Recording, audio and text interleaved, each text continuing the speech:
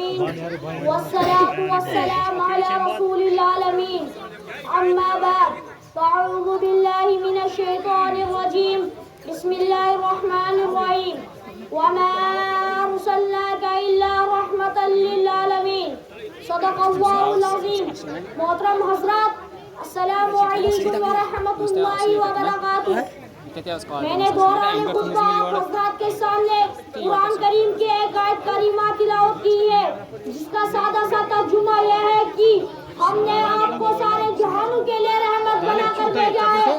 میرے دوستو یہ بات ہم سب یقیناً جانتے ہیں کہ ہمارے نبی حضرت محمد صلی اللہ علیہ وسلم کی شان تمام جہان میں آپ صلی اللہ علیہ وسلم اس دنیا میں ایک ایسے وقت میں تشریف لائے کہ جب ہر طرف ظلم ہی ظلم تھا, ہر ایک خود اپنی ہی زندگی سے پریشان اور ناراض تھا.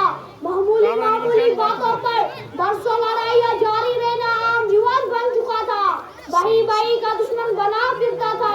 ماں بیٹی میں بھی اختلاف تھا. معصوم بچوں کو زندہ دفن کر دیا جاتا تھا. انہیں جینے کا حق بھی نہیں دیا جاتا تھا. بلکہ اس وقت کے انسانوں کی تو یہ حالات بن چکی تھی کہ ہر کوئی لڑکیوں کا برا سمجھتا تھا. الغرض یہ دنیا ہر طرح کی برائی سے بھری ہوئی تھی. تو ایسے وقت میں میرے اور آپ کے آقا صلی اللہ علیہ وسلم رحمت للعالمین بن کر تشریف لائے.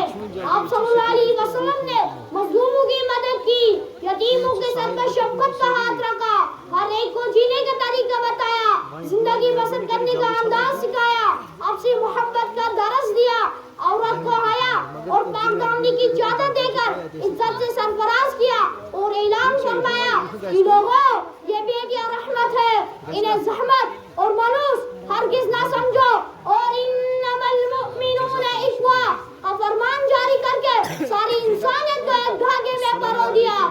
مبارک ہو زمانے کو کہ ختم المرسلین آئے, مبارک ہو زمانے کو کہ ختم المرسلین آئے, صاحب رحمت للعالمین آئے. اللہ پاک سے دعا ہے کہ اللہ ہمیں اپنی حبیب صلی اللہ علیہ وسلم کی بتائی ہوئی تعلیمات پر عمل پیرا ہو کر زندگی بسر کرنے کی توفیق نصیب فرمائے.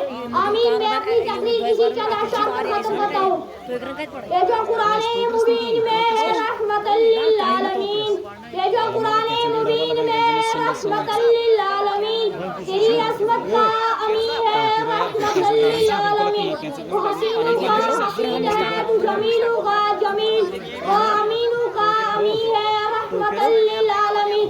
فکر ودانی شوق کی بزم آپ وغل کی وصیتیں تیری ثانی نہیں ہے رحمت للعالمین. وما علینا الا البلاغ. ماشاءاللہ جزاک اللہ